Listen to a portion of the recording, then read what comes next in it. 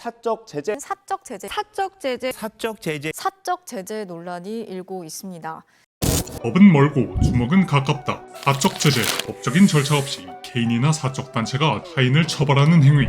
최근 국내에서 꾸준히 화두에 오르고 있는 가해자 신상 공개. 자신을 촉법소년이라 소개하며 한 교사를 죽음으로 내몰았던 악성 민원 학부모의 신상을 SNS상에 게시해 화제가 된 촉법나이트. 부산 돌려차기남, 대전 전세사기 부부 등 자신의 채널을 통해 유명사건 가해자들의 신상을 공개한 유튜버 카라큘라. 전세금을 돌려주지 않는 임대인들의 신상을 공개하는 사이트 나쁜 집주인, 양육비를 주지 않는 아빠들의 신상을 공개하는 배드파더스라는 사이트까지 엄청난 트래픽으로 삽시간에 퍼져나가는 개인정보, 사적 제재를 소재로 한 콘텐츠도 꾸준히 제작되고 있는데요. 이러한 사적 제재 용인될 수 있을까? 라는 물음에 대해 찬성 측과 반대 측은 각각 어떤 주장을 하고 있을까요?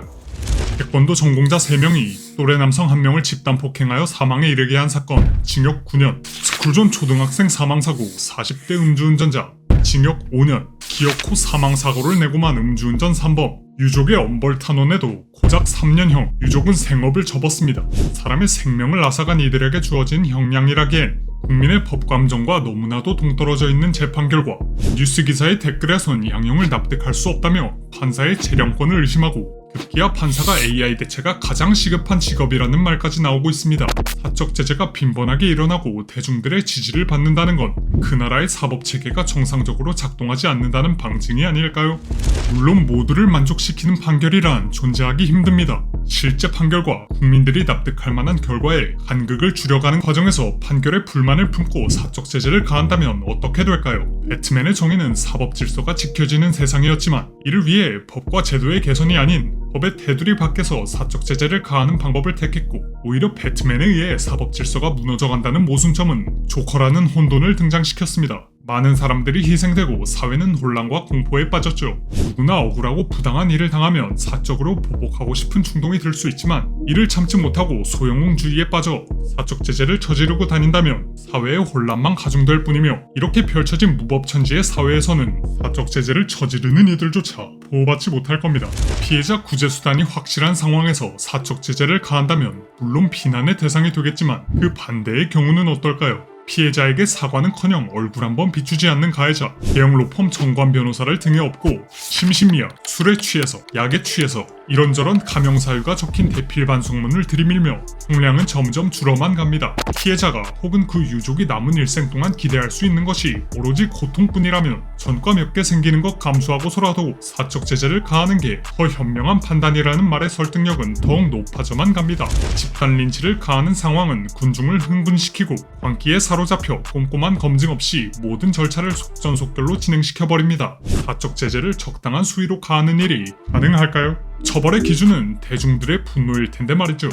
사적 제재로 인해 무너지는 가해자의 모습에 카타르시스를 느낀 이들은 더 강한 자극을 원하고 과도하게 처벌하는 극단적 엄벌주의로 이어질 수 있습니다. 사적 제재로 인해 가해자가 자신의 죄값보다 더 큰 피해를 입었다고 느낀다면 정당한 업보가 본인에게 돌아왔다며 납득할 수 있을까요? 그저 가해자와 피해자의 머릿수만 늘리는 결과를 낳게 됩니다. 과거부터 이러한 시행착오를 숱하게 겪어오며 현대의 죄형 법정주의가 등장한 것이고 오랜 시간이 걸리더라도 형사소송법상 수많은 절차를 두어 관련법을 장기간 훈련받은 소수가 사실관계를 검증하고 오판의 가능성을 염두에 둔 재심 절차까지 거치게 된 것입니다.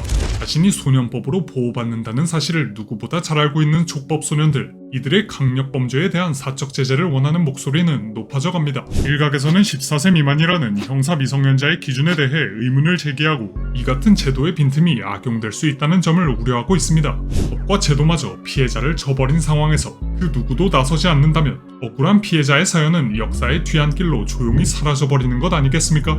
언론의 취재가 시작되자 피해자에게 사과하고 취재가 시작되자 보상해주고 언론 보도를 통한 세간의 주목이 있어야지만 급하게 무언가가 바뀌고 움직입니다. 그만큼 언론 보도의 중요성이 강조되는 시대에 사적 제재를 통해 사건을 공론화시킴으로써 세간의 주목이라도 받게 하는 것이 사회의 제도적 문제를 환기시킴과 동시에 피해자가 고립되지 않게 해줄 수 있는 마지막 동아줄이 아닐까요?